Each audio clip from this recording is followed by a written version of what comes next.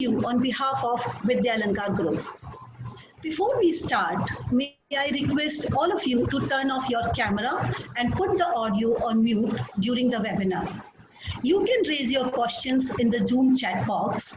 The panel will take your queries during question answer sessions. VSB is a flagship program of Vidyalanka. We have a legacy of 60 years with us.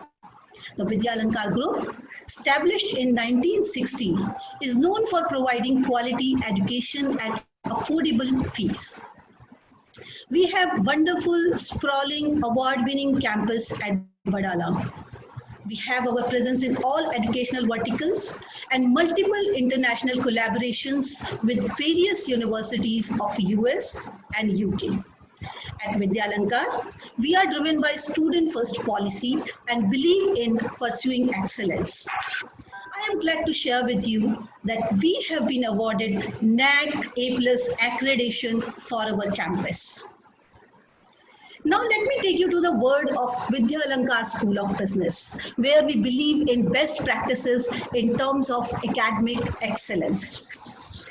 We have an academic advisory board with members like Dr. Amitabh Rajan, Chairman RBI Service Board, Mr. Arun Thakral, MD and CEO Access Securities, and many others to develop the industry-relevant curriculum.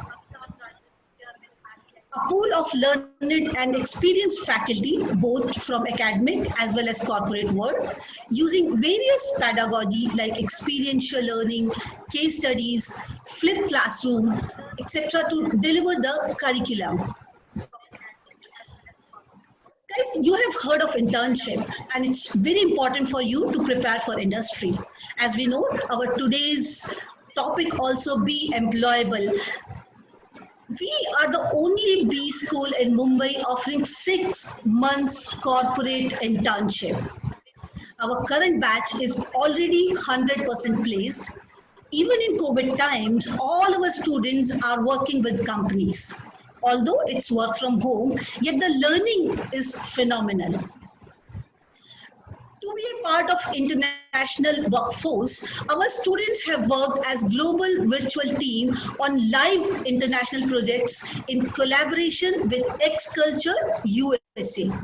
This is a project where more than 2,000 students from 57 countries have come together and worked as a team on the projects, on various live projects of companies, where they've learned about different time zones, different cultures, value of time, etc. It was a great experience for the students. We have also introduced foreign languages, German, French, Mandarin in our curriculum. We also focus on developing entrepreneurial skills among our students. We have an e-cell that helps students in generating feasible ideas, providing connect with VCs, and mentoring them throughout. At VSB, we have introduced IMA BizLab, which is first of its kind virtual lab in Mumbai for management students. It's a real-world simulation that provides challenging environment to the students to experiment with various management strategy on a given scenario. With this, I welcome you to VSB. Ladies and gentlemen, let's begin today's webinar with an opportunity to introduce our esteemed key speaker. She is an alumni of IIM Kolkata, having 20 plus years of experience. Prior to setting up her own practice and training company, Talent Rewired, she held the position of Executive Vice President and Global HR Head at 3i Infotech Limited. Her gamut of experience within HR spans across employee engagement and communication, organizational development and training, strategic resourcing and talent acquisition, compensation and benefits, and performance management. She is a recipient of Women in Leadership Award in 2012 and the Women's Achiever Award in 2013, conferred by World HRD Congress. In a quest to use her core expertise for upliftment of the rural girl child, she collaborated with NGO Yuva to enable them to develop critical soft skills which can help them be independent and carve their own career. Madam, you were also part of our flagship event, HR Dialogue, and students were thrilled to have you. It was a phenomenal learning experience for all of us there. Welcome you once again. May I request Alka Tiwari to begin the session now. Thank you so much, Aarti.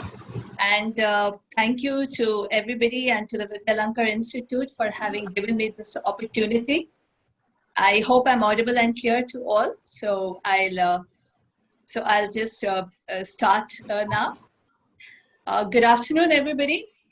And I hope the session is going to be useful for all, and you all will get some useful takeaways. Let me begin by sharing an experience that I am currently undergoing, and let us see what are the learnings that we can draw from there. Now, once this COVID situation started, you know, our IM alumni network, we were kind of interacting, and there is a group which is basically formed only of women of various IMs across the country.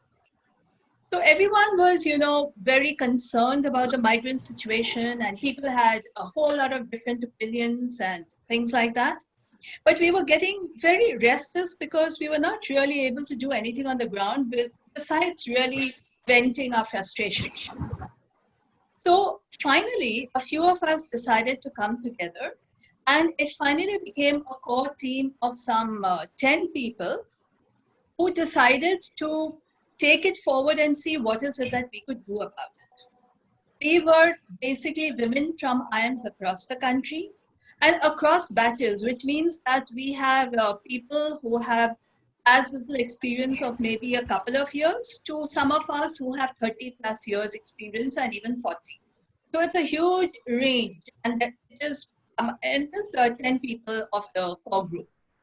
So what we came up with is what I would like to share with you and just share my experience with that.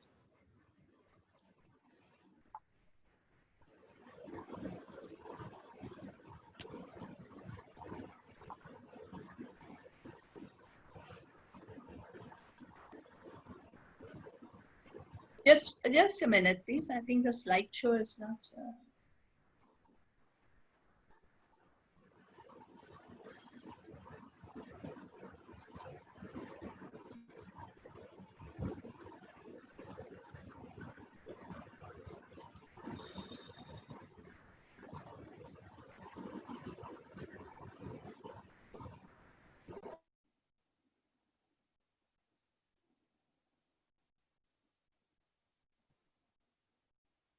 Okay, sorry about that. Yeah, so we thought, how is it that we can possibly help the migrants? And we came up with a thing of helping the migrants reach home with dignity. Now, we had expertise in terms of working with organizations. We perhaps had some organizing skills and various, you know, how to raise funds and things like that. But we really had no experience on the ground. So we decided, you know, you may have heard, I think it's become big news now that Sonu Sood has been helping the migrants get home all over the country, especially from Bombay. So we decided to tie up with him, and in collaboration with him, we have been working, and especially over the past week or so, we have been able to reach this phase. This phase where we are able to, till now, we have actually sent 400 migrants home in 2 states, which is Bihar and Uttar Pradesh. Even as we speak, there are another 300 migrants on the way. And this will continue for a short time more till we can get most of them home. Now, we are very excited about this, very passionate about this. It has been a difficult journey even within the short time, and we have literally been working day and night to make this happen. Now, given the fact, I would just like to share some learnings from here because it is extremely relevant given the current situation that we are in. And it is typical of what we will be facing, whether we are in corporates or into any social work or anything. Firstly, the need for collaboration that has happened across the people one doesn't even know very well. And we have been able to do it very successfully. It has meant extremely good communication amongst ourselves, very, very vociferous and vocal people, all of us are. But it means that we have been able to share our thoughts, ideas, come to agreements, bring our skill sets together. Somebody is skilled with fundraising, somebody is skilled with the operational aspects, some with communication, some with design. So we have taken up what we felt was our strength, brought it to the table, and been able to make this take off. And it has now literally got a life of its own because it's become a fairly huge project. Now, this we have done in an extremely uncertain, volatile, chaotic environment. And that is the environment that exists today. That is the environment that the corporates are working in. We are not working in a steady state environment. In fact, frankly, if you ask me, we hadn't been working in a steady state environment for quite some time. But I think no one could foresee the way this is going to explode. In fact, you all would be familiar with the term VUCA. It's been talked about a lot over the last few years in terms of a volatile and complex and uncertain and ambiguous environment. But even when that term was coined, I think no one could imagine how much of VUCA there is going to be in the world today. That is the reality. We are all scratching our heads and wondering which way to go. Nobody has any right answers, not only in India, across the world. Our corporates don't have any right answers. So people are working and literally finding their way as we go along. We do not need to let this fluster us, though it is causing a lot of pressure, a lot of strain, a lot of mental stress. But what we really need to do is to embrace the change rather than fight it. People have been embracing change for years, from our grandparents to our parents, to us, to the next generations, to butterflies. Everybody goes through change. But the thing is to embrace it, not fight it. When we come across any crisis environment, we have a fight or flight situation, and we are all prone to one or the other at different times. This is not the time to get into a cocoon and just wait for things to happen. This is a time to show initiative, to grab opportunities, to make our way in the world. So what are the key learnings, and how is it that it will help in corporates? And what is it that corporates are really looking for? I have just put it down in some kind of a structure so that it makes us easy for, to remember it. So if you are planning, let's say planning a coup in the corporate environment, where there are so many employable people, but we want to be the ones who finally get employed. So what is it that employers are looking for now? More so in this environment. As I shared the experience with us regarding the migrant crisis, the same is the experience of corporates all over the world. Just to share with you, for instance, I was talking to one of my clients, and they're saying that all of us, the leaders, are at one end. In some remote area are their team members. Coordination is the name of the game, teamwork is the name of the game, but it is very challenging. You can't just step across and talk to somebody. You have to do it online, you have to do it on the phone, you have to do it through Zoom. So the challenges become much more. That is one aspect of it. So the communication has to be good. We have to be able to build relationships in this environment via various online media. It has led to another aspect as well. You cannot guide people all the time in a remote environment. You cannot motivate, encourage them all the time, though everyone is trying to do that. Which means that the individual by themselves also need to take a lot of responsibility. So on one hand, they need to be empowered, but on the other hand, they need to take a lot of initiative. Both the things are going to go hand in hand. Challenges and obstacles are going to be many. I think most of the corporates now are living in very challenging times where the old way of working is just not going to function. I mean, you can't go to the market, you can't sell, nothing is working. So there was a client that I was talking to whose main way of selling was by going door to door, giving the product and getting the money. That was their main way of selling. So what are they going to do now? They want to change the entire thing to an online mode, especially of payment. But there are huge challenges. Why? The entire distribution network has to come on board for online payment. The customers have to come on board for online payment. In fact, yesterday I was talking to an acquaintance of mine, and he was saying that he has never done things online. He has never made payments online.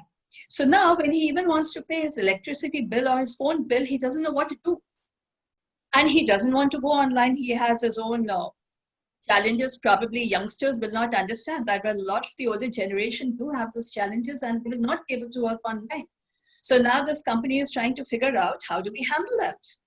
Because a lot of our people are very uncomfortable with online payments. That is where the next point comes in terms of use of technology as well as other resources. How do we use technology?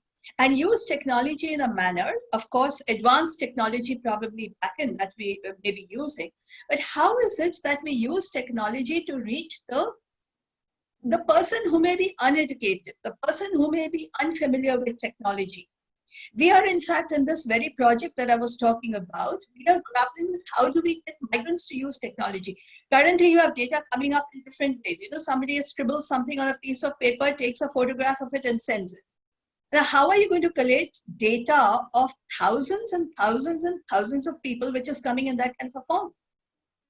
So we are looking at ways of how do you make technology accessible that even the one who is totally unfamiliar and illiterate can possibly handle it. How do you make people use technology who are fairly old in age and have never used technology? How do you do it? So these are challenges and obstacles. This is just one example. There are numerous other challenges that are there. And organizations need people who will be able to find a way out. How will they deal with it? Even assuming that this COVID challenge goes away, one has no idea when, but the environment is still going to remain very challenging. In terms of planning and organizing, how do we do it? You know, planning and organizing has taken on a whole new meaning in current times. We are not planning and organizing only our work. You know, we are not only making priorities in terms of, okay, what is it that is important to do today, work related, etc. Our entire personal and professional life has got enmeshed. And you must have been seeing those jokes circulating, you know, ASAP. It no longer means as soon as possible. What does it mean? It means after sweeping and pocha, I think. Then if you look at end of the day, it means after dishwashing. So these are jokes, but they stem from reality. So what is happening is that on one hand, we are trying to grapple with a challenge. On top of that, we are having to take on household work and chores, which we may not be very also comfortable with. And we're having to plan and organize our entire days around it. And the Me Too time, you know, a lot of us want a lot of that work and, personal distance. It's getting totally, it's getting meshed together. And it is leading also to a lot of mental issues. It is leading to people getting totally flustered, not knowing how to handle things. And that is going to probably increase more and more as days go by, because the days are early yet. Even now the days are early yet, and this is going to go on for some time. So then how are we going to do our planning and organizing? How are we going to get on top of things? Not just, I only cited a personal reason, but then even if it comes to planning and organizing for the corporate work, how are we going to do that? So all these things are taking on a new meaning, beyond what was there in earlier times. This automatically leads to the fact that we are spending a lot of time online. Naturally, the whole day we are almost working like a call center. Okay, so that leads to its own challenges. what is the basic, I mean, when you really talk about things like Nettiquette, there are lots and lots of things that come, that can come into consideration. But what are the key things that are most important? I think the first and foremost thing to remember is that we're dealing with human beings. We are not dealing with a laptop. We are not dealing with a phone. We are dealing with human beings. So the feelings and emotions are there. Not just that, the evidence is likely to stay for a very, very long time. It is not going to go away. It is not like I say something and then that's gone. The evidence is going to stay for a long time. So we need to be extremely careful about that. Respecting people's privacy. For example, you have a picture of a group of people and you put it up.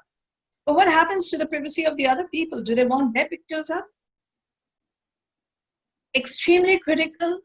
Verifying facts, because posting online, I cannot reiterate this enough. There are so many things going on all over the place about how you can do stuff, how you can take care, medical information, and a host of other things.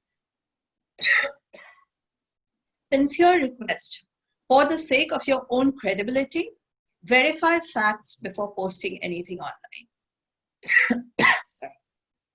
Do not just post things just because it has come to you. Check also the credibility of the source that is posting it. Do not be offensive. I mean, I don't know. I think we somehow take it as a right that it is okay to be offensive when we are online. So things that we would not say face to face, please do not say it online. If there is something that you would not share in the public domain, do not share it online. Because anything that you do is going to stay forever. And plus, it is going to get public. You have no control over it, no matter which group you share it in. We know a lot of problems that have been arising, even with police, and even legal issues that have been arising because of what we do on the net. So we need to be careful. Also, online activity is no longer fun and games. It's not just about flippant stuff. I think it's almost a guarantee that every organization that is going to take you on is going to do a search of you online. And they're going to see what are the activities that you are doing online. And it's going to form a perception about you. So I would be pretty careful about what kind of an image you are making online, creating online. Another final thing, try not to overload the system.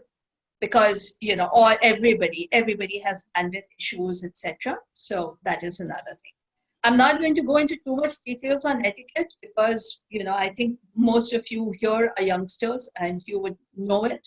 But just a word of caution about a few of the most critical aspects, which will impact maybe even your employability for the simple reason that employers will also be able to see it. So when we talk about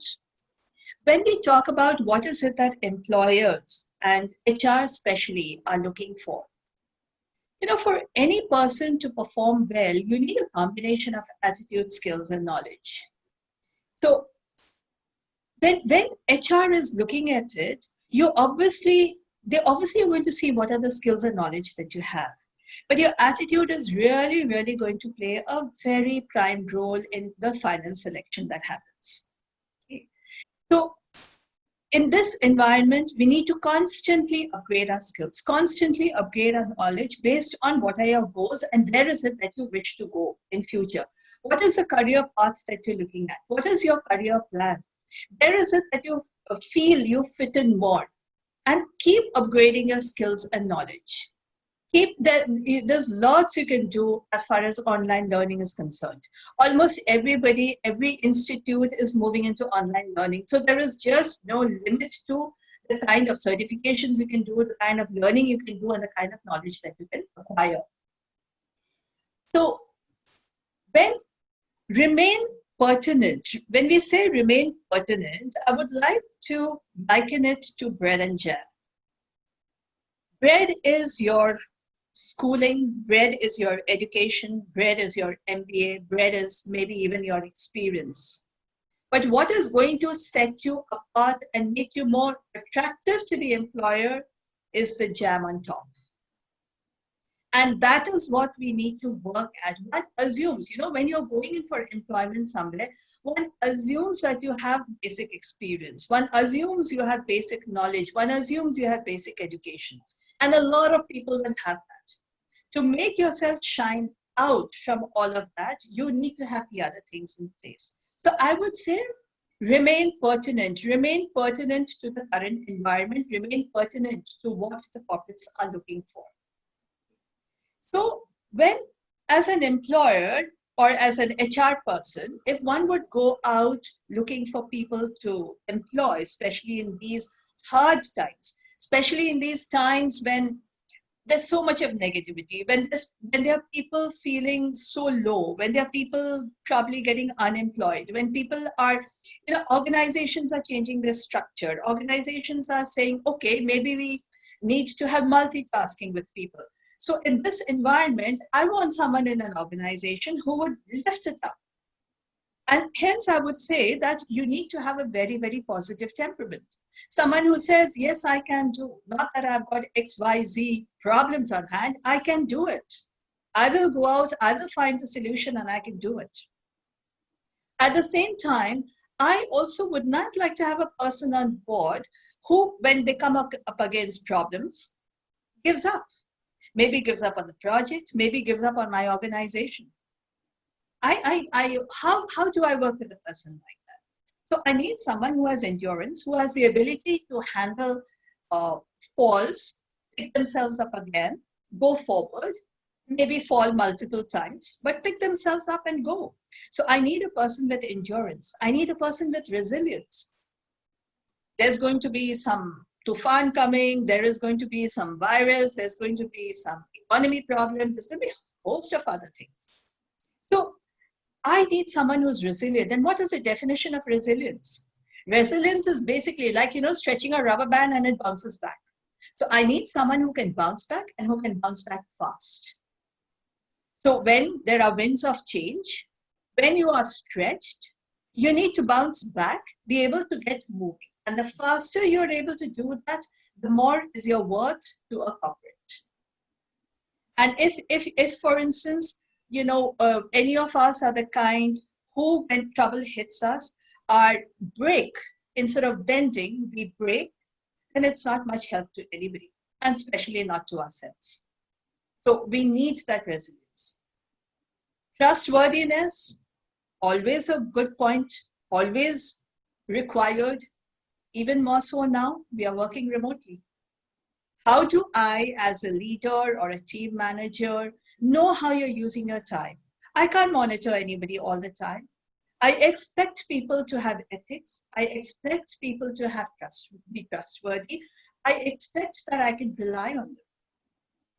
And hence, the entire thing, to remain pertinent, you really need to be positive, have enduring ability, be resilient, and be trustworthy.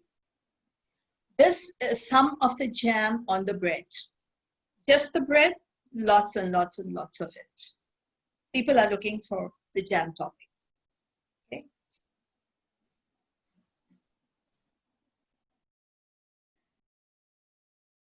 You are in the cusp of getting into the new world. So those of you who are students are waiting to get into organizations.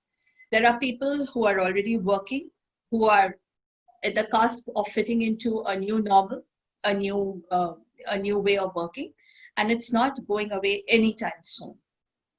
So people, there are a lot of, when you are in this cusp, there are several things that you need to understand, and which especially HR would be looking for. To give you examples. I know many times it has happened, even in organizations that I have worked in and otherwise, that people come in who are very highly educated, have passed out from the best of institutes. And there was a particular situation where there was a person who was from one of the premium institutes, just to give you a specific example, and he had been working with some of the biggest MNCs. So a smaller outfit, which was not just a startup, but a slightly bigger outfit, but a newer one. hired him because of his expertise and his education, etc. But to our surprise, he just wasn't able to get things done in this new environment.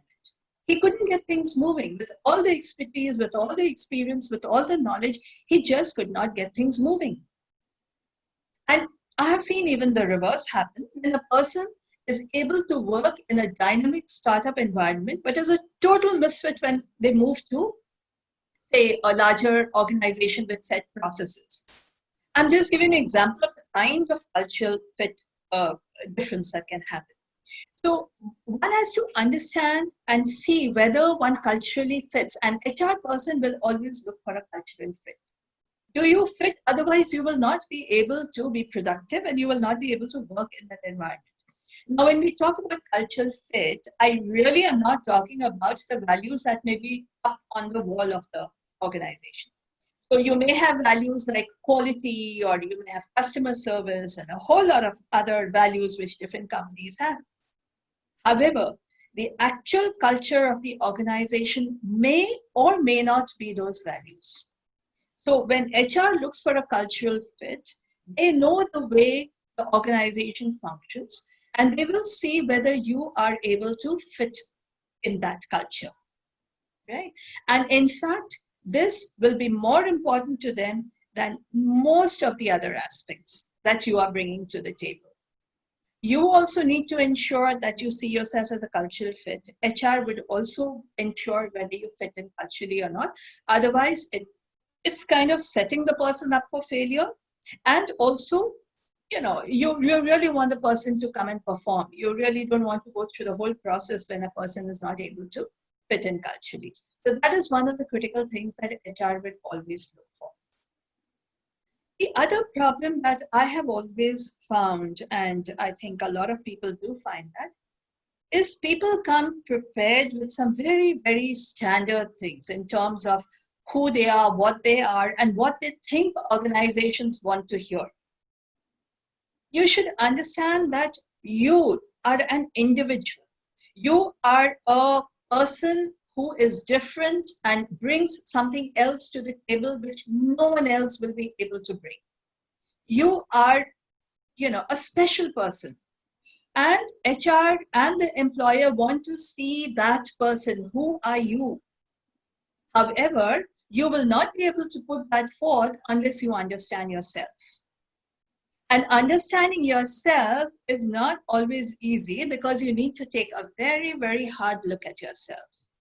You need to understand what is it that you have strengths for, what is it you may not have strengths for, what is your passion. To give you an example, I find that something like this migrant thing really moved me. And it is something that I became very passionate about just over a time of a week or so. If I didn't feel so passionate about it, I can assure you I would not have been able to spend the time and dedication, bring the dedication that was required to see this through. It was not possible. So somewhere I need to understand that, yes, this is something that I'm passionate about, that I want to work with and come forward with it. Otherwise I will be doing things very mechanically and I will not bring my heart and soul into it. So you need to understand yourself and you need to project that self when you are talking to your prospective employer, which automatically goes to the next point in terms of what are the strengths that you bring. Again and again, you find people saying, okay, I have team working as a strength, I have leadership as a strength. Those are very pat answers. You really need to be able to go beyond that. And if you want to go beyond that, you have to have a deep understanding of self and what are your real strengths. And if you're going to be talking about your strengths, then it automatically goes to the next point of CUSP, which is proof of accomplishment. HR will always look for proof of accomplishment. Always. So if you say, I have leadership capability, they will say, tell me how. If you say, I'm a great team worker, they will say, give me an example of that. If you say, I have great initiative, okay, where have you taken initiative? So proof of accomplishment is about either be it in your personal life, be it in your education, or if you have work experience and an experienced person, then your experience should show that accomplishment. So when you say, I have strengths and I'm accomplished, provide proof of that. So all these things, now all these things come, when they come in handy, they will come in handy, but they will actually come in handy when you also understand the organization. So you have a responsibility to learn about the organization that, or the kind of organizations, specific organization that you want employment in. Find out everything you can about them. Check out what their culture is like. See how you fit culturally. What are the strengths that you bring to the table that you will be able to help the organization with? And what is your proof of accomplishment when you say that I have these strengths and this is what I bring to the table? And again, going back to the same old thing once again, above all, be trustworthy. That is expected. And, people might say, how do you figure that out? Yes, not always very easy to figure that out. But for experienced people on the other side of the table who are taking interviews day in and day out, they are able to figure these things out. So it's important that you are that. In doing all of this, in this entire environment, a key question you need to ask yourself is, where is my locus of control? So say, for instance, I see an accident on the street. And I see, okay, there are passerbys around there. What am I doing? Am I waiting for somebody else to take over? Am I waiting for somebody else to do something about it? Or am I going to say that I need to do something about it? And if I don't do something about it, that person who's had an accident is going to suffer. So it's a question of saying that if it is going to happen, I am going to do it. That is what internal locus of control is all about. So taking that comparison to yourself, a person who has external locus of control will say, my company is downsizing, the COVID virus has come in, the economy has gone for a toss, and hence I really have no control and I don't know what to do. A person who has internal locus of control will say, okay, given this environment, I have X, Y, and Z opportunity. This is how I can showcase my skills. This is where I can actually find a way where I can contribute. This is how I can make things better for myself as well as for my employer. And that internal locus of control is extremely critical. One hand, you say, I control my destiny, or you have a choice of saying that they control my destiny, whoever they may be. Okay? So I would really, really say that, try to have that internal locus of control as much as you can. Yes, none of us are completely responsible for something that happens, like say the current virus situation, etc. But at the same time, there are lots of things within this environment that is in our control. So take control of that. So given this entire environment, given what is happening, is it time now to make a paradigm shift? Or are we going to bury our head under the sand and say, okay, this is going to go away, things will get back to how it was earlier, and then my own skills will work, my education will work, my degree will come in handy, and that is it. If you stay in that mode, you've got your head under the sand and you're not making the paradigm shift that has been required. If you want to make the paradigm shift, you've got to think out of the box. You've got to think creatively. You've got to see how are you going to use the situation to your best advantage. Individuals have to make paradigm shifts. Corporates have to make paradigm shifts. The entire country has to make paradigm shifts. The world has to make paradigm shifts. But as far as I am concerned, it starts with me, the individual. Like I said, the locus of control has to be internal. What really, just to give you a brief understanding of what are paradigms, though, many of us would already know, but just briefly so that we know what is the impact it has on us. And this has been actually explained very well by a person called Joel Barker. Some of you may have seen his video. He's got a very good video, actually. So paradigms are nothing but rules and regulations. And these rules and regulations have made us successful in the past. So this is the way I study. This is the skills I have. This is the way my corporate works. This is the way my distribution system works. This is the way my clients work, blah, blah, blah. Those are a set of rules and regulations. Very good, excellent, worked very well in the past. What is the paradigm effect? And that is a negative effect, that these paradigms filter the knowledge coming in, information coming in, which means you cannot see any other way. And when you can't see any other way, that is what is called a paradigm paralysis. So I say, oh my God, if I can't go and reach out to the customer face to face, there's nothing else that I can do. That's a paradigm paralysis because you're not looking at another way. Or if I say, for instance, okay, now, the companies maybe have recruited me.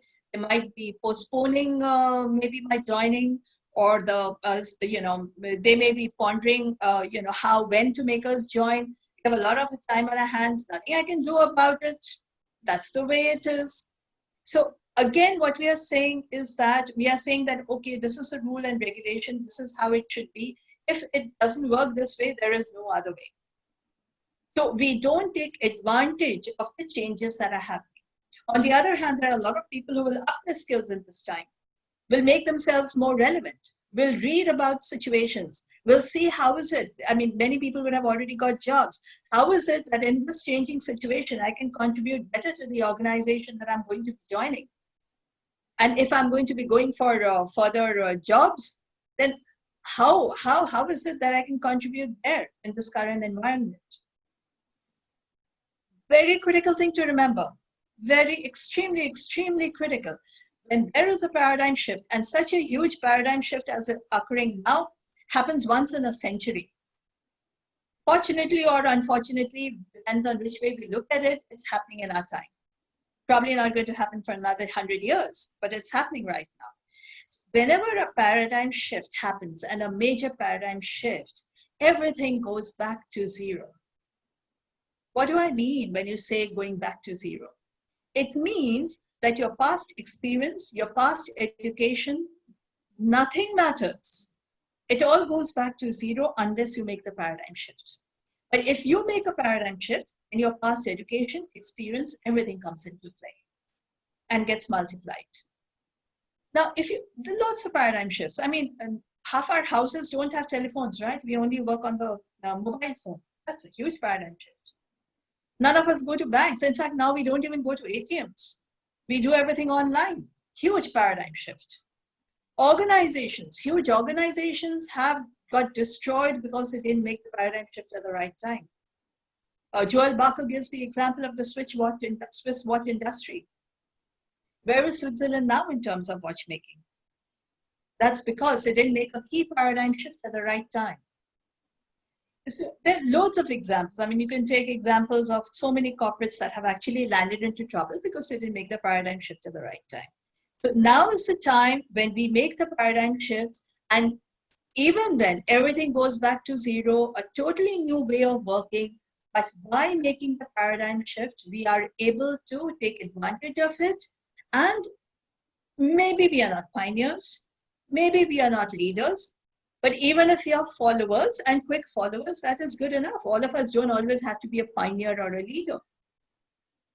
But organizations, while having said that, organizations are going to look for people who take initiative, who are creative, out of the box thinking. You know, we keep talking about out of the box thinking. It means moving out of your comfort zone. It means not staying, very comfortable. We have to remember that the only constant that currently we can think of and the world can think of, the only constant is change. Everything else is changing. So are we going to be like the chameleon who changes? They keep changing the colors for survival, right? They melt with the background. So we have an environment which is our entire background. So are we going to change according to it? Or are we going to stay stuck and say, okay, this is the way and this is the only way? How are we going to change? Now, remember, any change means becoming uncomfortable. You cannot continue to be comfortable and say, I'm going to make a change. That is not possible. It's not going to happen. So if you want to make a change, you need to get uncomfortable. And, we say, move out of your comfort zone, move out of your comfort zone. Well, so when you're talking about paradigms, imagine a big square and you in the middle of it. So if you're in the middle of it, you're in the comfort zone. And you're really not going to be able to get out of that comfort zone if you don't consciously try to. So if you want to be creative, if you want to do out of the box thinking, you've got to live on the edge of that box. So you're working with the current rules, you're working with the current way, you're working with your current thoughts, but you're constantly looking outside. Is there a new way? Can I learn something new? How can I upgrade my skills?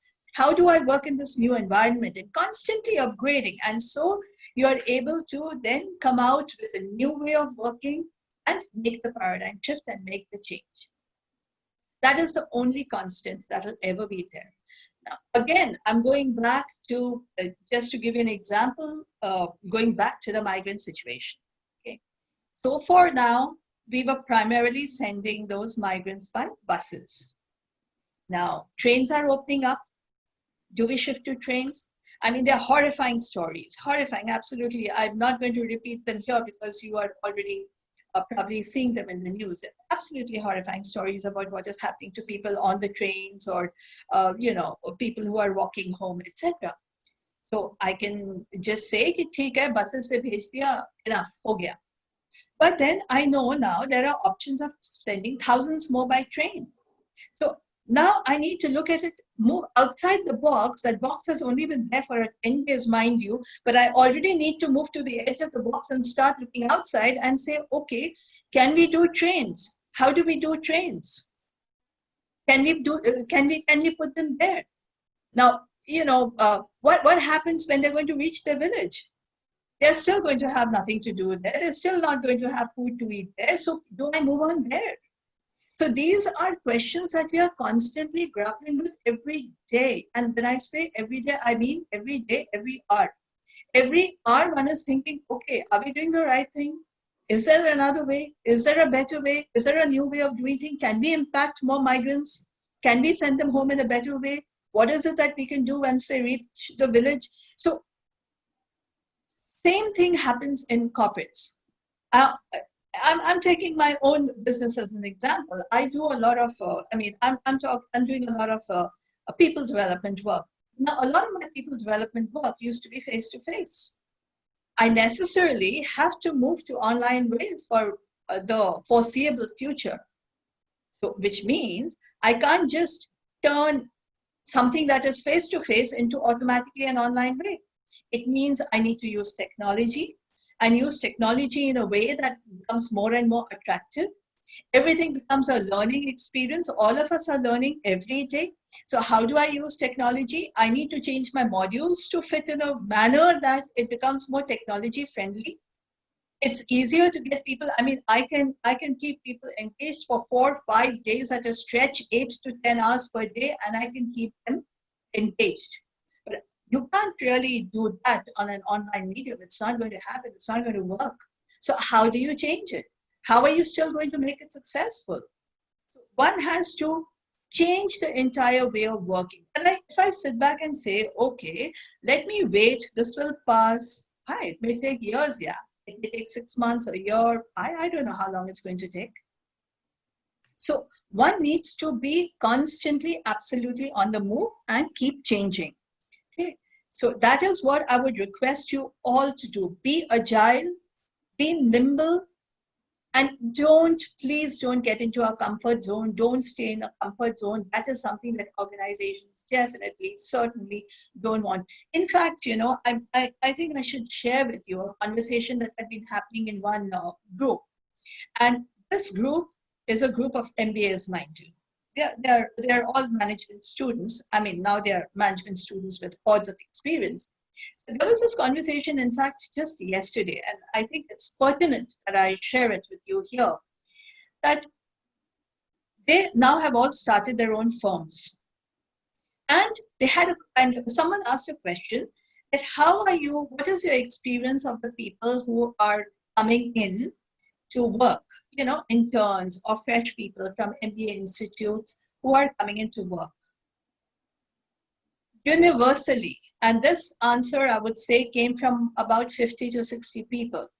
Universally, the answer was that they are great when thinking about strategy or maybe planning and things like that. But when it really comes down to implementation and working on the ground, a lot is desired. And a lot is really desired to be done, which means basically what it is translating into is that, yes, people have the knowledge, they have been groomed by the institutes, it is fantastic, but now is the time to now translate that into the workplace. And when you want to translate it to the workplace, it is extremely essential that you know what is the reality on the ground, connect with the reality in the ground and work according to that. Otherwise, all the plans, all the strategy will really, really not work. So given this environment, it's up to you to decide, are you going to bend or are you going to break? Are you going to be resilient? Are you going to stretch and then bounce back? It is really totally your call. You know what to do. You just got to go out there and do it. So I would say remain employable. Enjoy the journey. Enjoy the journey. It is a wonderful journey. Enjoy the journey. And I wish you all the best for this entire journey that you're going to be undertaking in your life. Thank you. It should be, if people have questions, we can probably take that. Or Thank you so much, Alka, for your insightful talk. You have rightly mentioned we are in a VUCA world, and today we have to embrace change. We have to be more careful about netiquettes in the present situation. The crucial role of right attitude, apart from skills and knowledge for being employable, being pertinent, a problem solver, particularly your concept about locus of control, all that is very, very important today. A paradigm shift is happening and we have to equip ourselves. I'm sure all of our participants enjoyed the talk and find it enlightening. Now let us take the questions in the chat box. And I request all the participants to write down their questions in chat box. We will be glad to have your questions.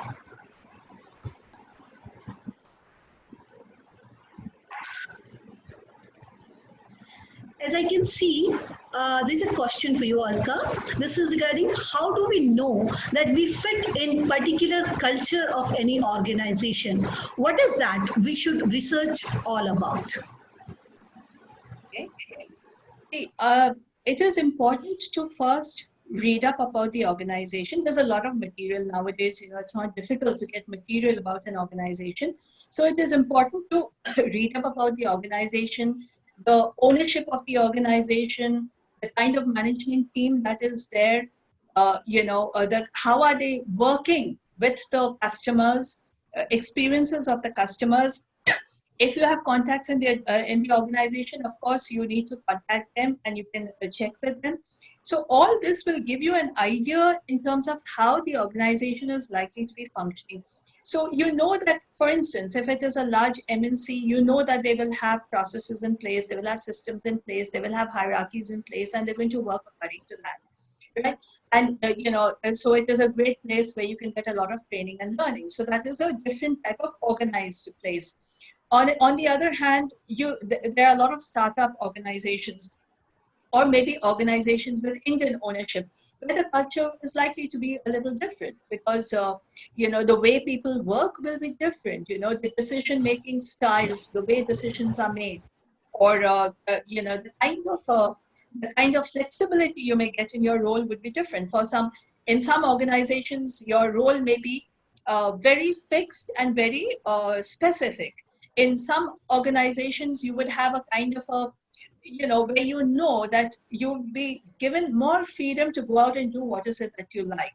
So it all depends on what is it that you are also looking for. Are you the kind of person who is going to say, okay, I want that flexibility, I want to be able to do what I want and explore things, and maybe in a very structured environment that may be a little difficult. On the other hand, you may say that I want to learn from the ground, I want to go into an organized setup where I will get formal training and things like that. So then it's a different kind of an organization for you. So basically, how do you find out? How do you find out is by looking at the organizations, who are the management there, where's the ownership, the kind of people they recruit, various things like that will give you an idea of the organization's culture. Thank you so much. There's some more questions actually. This one question, according to you, which are the expected changes in management education in this crisis? Sorry, management?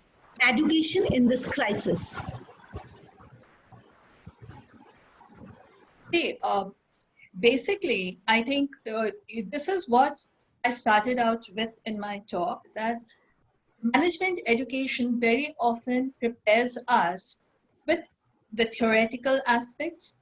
Of course, they do try their best, and more management organizations are trying to do that to give us a kind of feel of the real world. However, what is happening is that when an individual is joining a corporate, there is still the expectations that people come with are very different, and it is based on what they think should be happening in the real corporate world. But what may actually be there in the books and what may actually be happening in the world, there may be a disconnect, because the corporate has to work with the reality on the ground. So one has to be, first of all, able to find a connection between the theory and what is the reality on the ground, and be able to work according to that. Sometimes what happens is that we are not able to adapt to that. So that adaptability bit, and especially in a kind of this crisis, how we adapt to it, having that flexibility, being willing to take on any task, being able to get our hands dirty, not just saying that, okay, I want somewhere where I can strategize. You can't do that till you know the reality on the ground anyway. So being able to get your hands dirty and work with it, all that kind of flexibility, that kind of mentality, that needs to be there. That is essential, and that is essential for success. Without that, you're not going to be able to make much headway in actually performing on the job. Yeah, completely agree with you. Students needs to go and touch the ground. They have to be into the ground. They have to understand the reality, and that's why internship, especially a long internship, is very, very important. With which Vidyaalankar is experimenting right now. There's another very important question over here. Can you explain us about the VUCA word? Okay, VUCA basically, it is what we have been talking about. See, VUCA stands for, volatile, yeah, uncertain, complex, and ambiguous, which is the world we are all living in right now. Okay, it is volatile. Why? Because things are changing every day. Nobody can give you a clear cut. Nobody, absolutely nobody. I mean, the greatest economists of the world are not being able to show a path. I mean, and that is, you cannot expect it of them, because things are changing so fast and so rapidly. So it is a very, very volatile world. That makes it extremely uncertain. How, where do you go? What do you do? Everything is extremely uncertain. So nothing can be said for sure, really. It is complex. We're getting torn in different directions. There are so many, there's so many paths that you can follow, but they're all very complex, and you don't even know what will work. Ambiguous. Like I said, you just don't know what is going to work. There is no clear path. So that is what a VUCA world is. And that is what I really started out with, because we need to be able to learn to work in that world. And it is extremely important not to be fearful of it, but to embrace it. Embrace it and use it to your advantage. Thank you so much. I think the query might have resolved. There's another one question, and I think I would request our CEO, Mr. Rajesh Pillai, to answer that. All entrance examinations are cancelled, so it's becoming very hard to choose right institute for the students. So I believe the question is how to select the right institute right now. Well, I think thank you everyone for the question, by the way. And thank you, Alka, for the wonderful session. I think, as usual, it's pretty enlightening. And I'm sure, especially for people uh, who are right now in that mindset of what to do, I think this should probably give them a lot of answers. And then I guess going back to the specific question, what Aarti just raised, I think one thing, I guess exams have been uh, a process of understanding what a student knows, okay, and expects, and we expect the exam to give us some kind of an understanding of what a student is capable of doing. I think that's all that I would expect in an examination format, okay. I don't, and I think we have been very clear in terms of our expectations from students, right? We are not looking at, we've never really bothered to understand whether a student who scored 90 is better than a student who scored 60, okay? And those numbers really don't matter when you're doing a management program. And I think that's the philosophy that we've always been working on, right? Especially at Vidyalankar.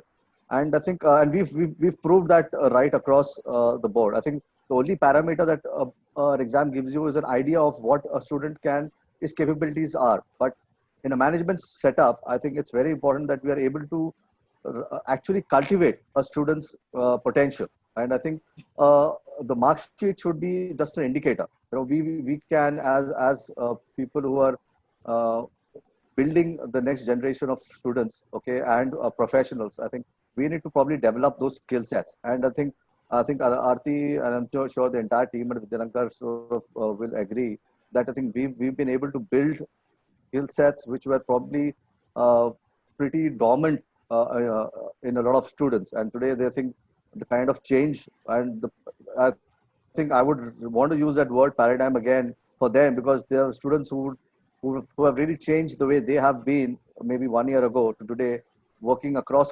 continents and cultures, you know, and believe me, you know, some of the answers that we've heard from students have been exciting. So I think if you ask me what kind of college would you want to choose, I think you should not, the idea is not to look at your mark sheets or the marks that a college is looking forward to. Rather, look at a college which is actually telling you, we will change the way you are going to learn management. And that's a key potential that any student who's looking for a program, whether it's across the IIMs or others, you know, anybody, I mean, without being biased to anybody, I think a student should look at a program which is going to give them a hands-on potential, information, and the learning process, even in these times, okay? The challenge is for us now to ensure that we can ensure our students get the best out of the college that they are engaged with, and ensure that the next year and a half when they get out, they are all completely equipped to handle a shift which is unseen, as Alka said, and as I'm sure all of us understand. You know, we probably have lived twice over than most of the students on this panel. And I'm sure we've seen a lot much more in terms of the challenges that we face. But even for us, this is probably the hardest challenge that we've ever had. So I think along with the students, it's a paradigm shift for us too. We have to change the way we have been teaching. You know, we have to ensure we are able to engage with students on a platform which otherwise is a click of button away, you know, to keep them engaged. You know, you can't ask them to sit in a classroom saying that, you know, you can't get out of the classroom. You're on a platform where all that a student has to do is click a button and he's out of the classroom, and you can't chase him after that, right? So I think my answer would be the same. Again, you know, that let's look at students should really look at colleges and institutions where they are ready to change their own setup and are able to give them the best possible learning process for them to be valuable enough for organizations that they will join in the coming future. Thank you so much, Mr. Pillai. I think we have one more question, and that question is addressed to you. Do you support online education at Vidyalankar? To answer that question, I think it's become relevant now. I guess we've been doing that for the last year and a half already. You know, I mean, if you ask students, they would probably tell you that we've had online, we have had cultural exchanges online for our students across the globe. So I think online is not something new to us. It's just that today, it becomes a buzzword for everybody else, because now everybody has no other option but to become online. Okay. So if you ask us in terms of whether are we online ready, I think we've been ready even in the last year onwards. So the fundamental difference being that today we are probably in a better position to enhance our way of functioning for our students. So I think, even I guess, even while we're talking, I think our students would have finished an exam an hour ago, which was an online exam, conducted by the authorities that they had to do. So I think our students are much more connected today than when they joined our college maybe a year and a half ago. Yes, we are. So the answer is simply yes, we are.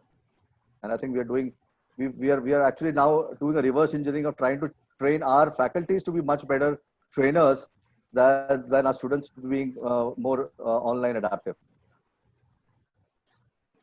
Thank you so much, sir. This one more question: which courses you're offering in Vidya Lankar which are online? So right now, so Vidya Lankar, we actually have we are focused on a PGTM program, and as of now, we plan to make it more. It is right now online, but we would in the near future want to have it a hybrid model, because we still believe the fact that we need to get our students back into classroom for some sessions, and of course I think we have a very clear outline ready to ensure how we conduct those classes even in our campus. Completely agree. This hybrid model is very, very essential, because a continuous mentoring and hand-holding is required throughout this management education process. Absolutely. So, and there is one more question. Sir, what can we expect for the post-COVID business opportunities, and what are the parameters that needs to be changed in HR policies? I think that's a wonderful question. I think I think me and our HR head Janvi, we've actually had a documentation done, and I think it's been shared with the management across. I think if you ask us and the students who are going to be part of our institution, there is a clear guideline and setup which has been done to ensure that their safety is on top priority. That's the first thing, and I think. Of course, I can't give you the entire detail of what the policy looks like. It's a 3-4 page policy. But yes, if you ask me, are we COVID ready to be a part of institution? Yes, we are absolutely ready. I think we are in a position to ensure all our programs run smoothly once the government allows us to run our institution. Then the lockup is cleared. Thank you so much. Alka, what kind of business opportunities you are seeing post-COVID? Well, when you're talking about business, are we talking about business opportunities here, or employment opportunities? Employment opportunities, of course. Because business opportunities will, of course, be based on, just to give you an example, since we're talking business opportunities, it's about how people think on their feet, like at a very different level. There was someone who was sharing with me that their cook, who is not being able to come now to cook, of course, because they can't, has now taken up making masks. So she is making masks and selling it. I mean, that is what an opportunity is, and you have whatever opportunity comes your way. Wonderful. Yeah. And that is how one has to look at opportunities and not get bogged down by the problems that are there. You need to be a problem solver. And as far as employment opportunities go, in the immediate future, it is highly likely that some of the job descriptions may change, because a person may have been recruited in pre-COVID times with a certain job description, but given the changed scenario, the requirement of the corporate may change. So they may end up, combining roles. Some of the roles may not exactly be relevant anymore, so they may be tweaking those roles to suit or what is now required. I mean, for instance, now you definitely don't need people selling right now, at least immediately. You don't need people doing any selling on the streets, but you need to do it in other ways. So it is possible that the fleet on street, for instance, will be reduced. But it is possible that the coordination aspect backend is going to increase. So there is going to be a different kind of employment opportunity because you have to follow the rules of the game that this COVID has thrust upon us. And accordingly, things will change. So that is why one of the biggest needs that we have is to be flexible. We need to be flexible, we need to be adaptable, and if required, we need to acquire new skills. I think that things are changing. There are many opportunities which are getting redundant and many are emerging up. So perhaps we have to be more capable of seeing those and making ourselves or preparing ourselves for that. Thank you so much. Is there anyone else who would like to ask any question?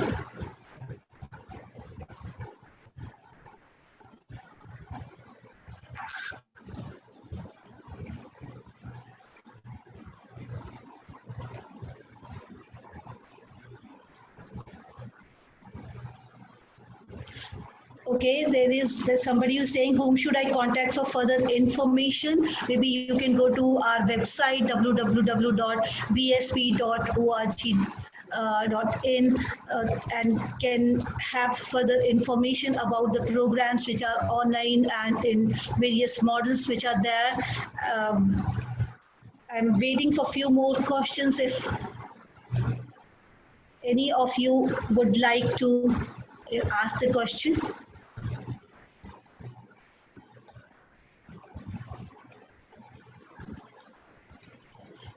Okay, I think we are not getting more questions, so let's come to an end. Thanks a lot to you, Alka, for taking out your time and sharing your experiences with us.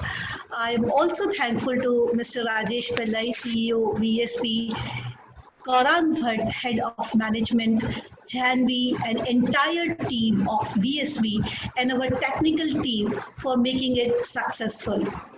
We had more than 70 participants today, and it was not possible without their support.